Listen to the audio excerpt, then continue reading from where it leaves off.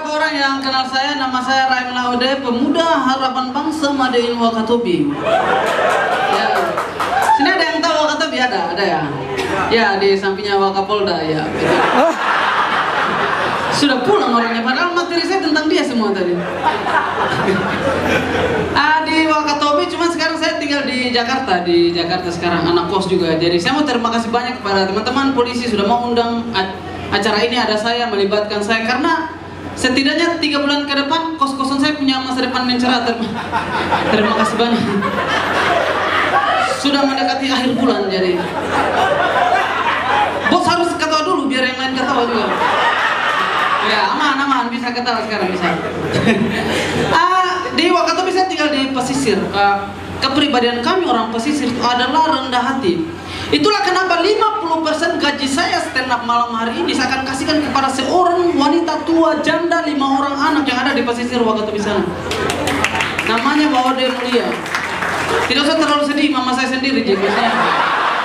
Ya,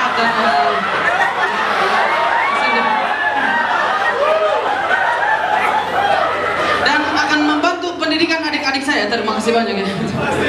Ya, mama saya jadi sendiri. Janda dia, kasihan dia. Apalagi senang kalau isi acara yang di dalamnya ada orang-orang yang mengabdi kepada bangsa. Terima kasih banyak jasa kalian, gara-gara kalian jalanan lancar juga. Itu disebut menjilat, wah, supaya dipanggil lagi. Karena saya waktu kecil itu cita-cita saya juga sama seperti kalian, jadi dokter, polisi lah. Saya bagaimana sih? Kenapa? Karena saya di antara 5 orang bersaudara, cuma saya yang paling alim begitu. Saya tidak merokok, tidak narkoba, tidak menjudi, tidak tahu sholat, tidak tahu semua. Saya tidak tahu mengaji juga, saya tidak ada yang tahu. Saya tidak ada masalah dengan bapak-bapak teman-teman yang merokok, cuman karena saya menghargai kan. Cuman yang saya tidak suka adalah ketika kalau kita ditawari rokok sama teman kita, kita menghindar. Apa dia bilang? Woi, bencong kau, bencong. Raim merokok, tidak bisa, bencong kau. Raim merokok, tidak bisa, bencong kau. Raim bencong, merokok kau. Saya tidak bisa begitu. Ini membuat saya dilema begitu. Kita tidak merokok disebut bencong, padahal saya jalan-jalan sering di KB itu. Banyak bencong di sana kan. Merokok semua, aku gimana? Sebenarnya siapa yang bencong ini? Gimana caranya? Ya. Yang bencong itu bukan kita yang tidak menerima rokok itu, tapi adalah dia pejabat yang tidak amanah. Kali kayak wali kotanya kita ini. Iya. Saya punya, mungkin sederhana sekali, saya punya kriteria tersendiri terhadap polisi yang baik itu seperti apa. Pertama, dia harus tangguh. Kalau mau belajar ketangguhan di Wakatobi sana. Kenapa? Karena kita tinggal di lingkungan yang geografisnya keras, macam Kasuami itu, wah, keras sekali begitu. Keras minta ampun begitu. Di Wakatobi panas minta ampun Pak. Di Wakatobi itu kayak matahari kepanasan juga, panas sekali. Matahari pakai hembori di sana, dia tidak hitam juga di sana. Di Wakatobi itu keras. Kenapa? Ini membuat pribadi kita menjadi pribadi yang keras juga. Jadi kita kalau merantau, bertugas di luar kota, di kota orang, dikertakan orang kota, tidak lembek kita kayak Sinong gitu. 1 kali hisap habis, dikasih kuah Indomie anak kos. Iya begitu. Kenapa? Karena saya di Jakarta, orang kota lembek minta ampun. Kita gertak sedikit, mohon maaf ini, kita bilang mohon maaf, kita bilang, anjing, dia kayak kita dikatain anjing, kita pulang, menangis mereka, lembek sekali. Kami orang Wakatobi merantau di kota, digertakan orang, diteriaki anjing, menggonggong kita. Tidak ada lembek-lembek kita, tidak ada. Saya jalan-jalan di Tanjung Priuk, ada orang Jakarta gertak saya, anak timur ini orang Wakatobi, anjing. Itu yang gertak, anjing betulan, itu kita pulang.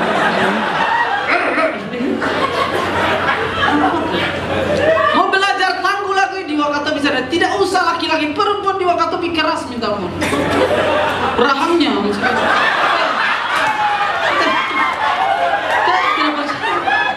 tidak percaya. Ada saya punya teman namanya Fambe. Mungkin ada dia sekarang, jadi istrinya polisi juga dia. Ya itu sepupu saya. Ada saya punya teman waktu SMA namanya Fambe, dan teman-teman, ibu-ibu sekalian, bapak-bapak sekalian, waktu kita SMA hanya ada 2 jenis perempuan yang paling kita ingat ya, yang paling cantik dan terumbu karang lah begitu, maksudnya yang paling hancur pokoknya. Nah teman saya Fambe ini mukanya itu kayak di bawah standar umat manusia begitu. Astagfirullahaladzim. Kayak kita standar motor kita parkir, mukanya di mana? Di bawah standar motor kita. Di bawah standar gitu. Nah, karena di sekolahnya kita banyak laki-laki nakal, hidup dia di sekolah dipenuhi dengan bulian, dicaci maki begitu sama laki-laki nakal ini. Tapi karena dia orang Wakatobi tidak lemah dia. Karena waktu itu kita masih di kantin kan, nongkrong anak nakal semua, termasuk saya juga nongkrong sekolah. Fambe tiba-tiba lewat, teman saya paling nakal, Fambe, jangan lewat di sini. Lihat mukamu itu, mirip monyet. Astagfirullahaladzim, ini kan keras sekali sebenarnya kan. Tapi Fambe tidak lagi dia. Tidak apa-apa muka saya mirip monyet daripada mukamu itu mirip saya. Bagaimana ya? Baku pukul dia orang. Padahal 2 orang itu saudara, adik kakak mereka tidak ada yang sama. Ibu-ibu di Wakatobi juga keras. Tidak usah kita lihat ibunya orang, ibu saya sendiri ya Allah. Mama saya kalau kita ditampar sama saya ibarat judul sinetron, pukulan tangan Tuhan. Iya, kenapa? Karena kalau kita ditampar itu satu langkah menuju kematian, kayak dekat sekali dengan Allah, kayak Allah, mana Allah? Dekat sekali, dekat Allah, malaikat sudah dekat. Ya Allah, sakit minta ampun itu. Allahu Akbar. Kenapa? Karena kalau kita ditampar, kita ingat sholat, langsung sholat kita. Saya pernah satu ketika di hari Minggu tidak pulang, sudah mau maghrib begitu. Mama saya cari gitu. Ini mana Raim, sudah maghrib, sudah siap tangannya itu kayak di pintu gitu, kayak gatal tangannya kalau tidak pukul anaknya begitu, kayak ibu-ibu ini. Ini saya lihat, ini Raim, Allahu Akbar. Sholat saya. Ibu di sana. Saya pernah ditampar ibu saya, ada teman di lingkungan kita non muslim ditampar sama ibu saya, mualaf dia. Kau tidak percaya? Masa ceritakan kronologinya. Di suatu hari yang indah waktu saya kelas 5 SD, hari Minggu, angin bertiup kencang, matahari bersinar terang, cabai-cabean berlarian, ramai sekali. Waktu hari Minggu itu rumah kosong, tinggal saya di rumah, bapak ibu saya dia keluar kota. Di kampung sebelah, tidak ada kota di Wakatobi sana. Di kampung sebelah ada sunatan sepupuku, rumah kosong. Nah teman saya yang mohon maaf dia non muslim ini, dia rasuki saya kayak, Raim, kita nonton bokep. Astagfirullahaladzim, nonton bokep. Saya bilang astagfirullahaladzim, saya iman saya ini kuat dengan agama. Jepang, Raim, ayo kita nonton Jepang, saya suka. Akhirnya kita nonton kan berdua kan. Karena saya lebih suka Ika-Ika daripada Yesno. Nonton berdua. Tiba-tiba kita masih asik ini, mama saya dari ini anak ini ajar-ajar anak saya.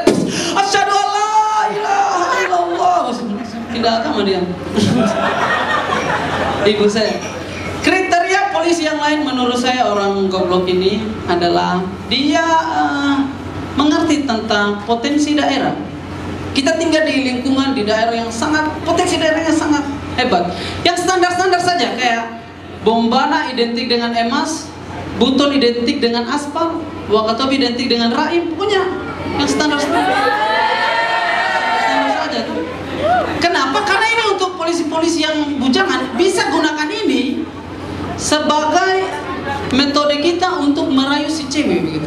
Ya, menggunakan potensi daerah. Ini diterapkan oleh saya waktu saya kuliah. Ada teman saya cewek, orang Bombana asli, cantik sekali, namanya Ida. Nama lengkapnya Laude Ida, saya lupa juga. Pokoknya kumisnya tipis kan. Ida. Cantik sekali. Saya, hayu dia Ida. Kamu ini asli Bombana ya? Kenapa kita tahu? Karena hilang emas saya. Kenapa hilang emas? Karena sudah pindah di mata kamu. Enak kan? Menggunakan potensi daerah. Bantu kasihan, tepuk tangan kasihan dia itu. Akhirnya Ida balas juga, kalau Kakak Rahim dari Wakatobi ya? Kenapa tahu? Ya muka mirip ikan pogo. Keras. Aduh, kasihan. Pak, ada yang menangis, kakak masih cari uang ini. Kalau kakak tidak lucu, tidak dibayar, jadi adek tolong saling membantu ya. Ya. Soalnya saya baru diberikan tiket datang saja, pulangnya belum. Panitia secepatnya tolong kasih. Maklum ya. Polisi yang kriteria selanjutnya adalah dia yang mengerti tentang teknologi. Kita tinggal di daerah, di lingkungan, di waktu yang kita tidak akan terlepas dari itu. Teknologi tidak ada yang akan membandung dia. Yang hanya bisa kita lakukan apa? Beradaptasi. Kita sudah tua tapi belajar saja. Jangan hanya pakai itu HP-mu dengan Facebook, dengan bokep itu. Maksudnya cari yang bermanfaat begitu. Kenapa? Ada perkembangan teknologi yang baru di WhatsApp kita. Ada namanya VN. Ada yang tahu VN di sini? VN. VN tidak ada yang tahu. Kalian pakai HP atau tidak? VN yang di situ itu, samping bandara itu. Phone woman apa? Tidak. VN. Voice note yang kita SMS pakai mulut itu. Yang kita halo, yang itu. Nah, ada yang tahu, ada yang pakai kan? Saya suka dengan voice note ini. Hanya masalahnya adalah ada hal-hal yang sebenarnya tidak harus kita lakukan, tapi kita lakukan. Kayak kita ping temannya kita. Ping, kamu lagi apa? Sebelum dikirim apa kamu lakukan, dengar sendiri. Kamu bikin apa? Untuk apa? Untuk apa didengarkan begitu? Oh, tidak lucu itu ya, Bapak. Fokus. Ya kita dengar dulu Bapak bicara dulu ke sini. Hanya bos dulu ketawa baru anak buah. Ya, ayo Pak. Lanjut ya. Bismillahirrahmanirrahim. Kriteria selanjutnya bisa kita terapkan sederhana adalah orang yang baik. Kenapa? Karena kalau tidak semua hal yang kita lakukan baik diterima baik oleh orang lain. Ini terjadi sama saya dengan cara yang sangat sulit gitu. Di sini laki-laki sering sholat Jumat kan? Paling enak kalau kita sholat Jumat Pak, kita ke masjid tidak membawa sajadah. Sampai di masjid ada bapak-bapak di samping kita mau bagikan sajadah sama kita. Saya pernah satu kali sholat Jumat tidak bawa sajadah, ada bapak-bapak samping saya bagikan sajadah. Sholat sujud tutup mata saya, cium. Kenapa bau kaki? Astagfirullahaladzim. Terus sampai pusing kepala kecil. Allah sekali, ya Allah, sulit sekali surga ini ya Allah. Itu pedis mataku saya buka. Ternyata di sajadahnya ada tulisan welcome.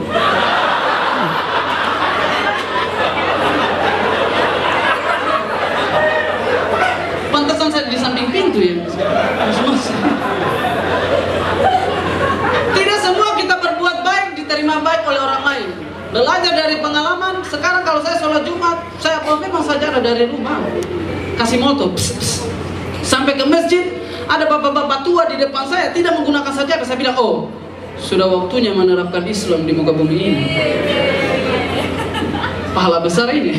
Dalam hati saya, bagikan sajadah. Bismillahirrahmanirrahim. Bapaknya, mohon maaf mas, sombong sekali.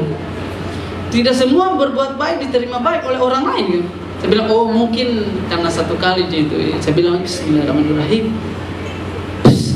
Mohon maaf mas, ini sombong sekali bapak ini. Satu kali yang saya tikam lehermu ini. Sombong sekali maksudnya. Saya bilang, ya Allah, untuk ketiga kalinya ya Allah, mudah-mudahan ini berhasil, saya tidak mau hat-trick ya Allah. Bismillahirrahmanirrahim. Dia oh.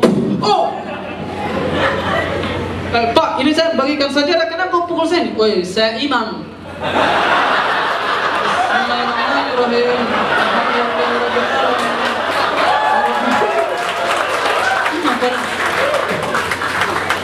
Pantasan semua di belakang, sendiri di samping.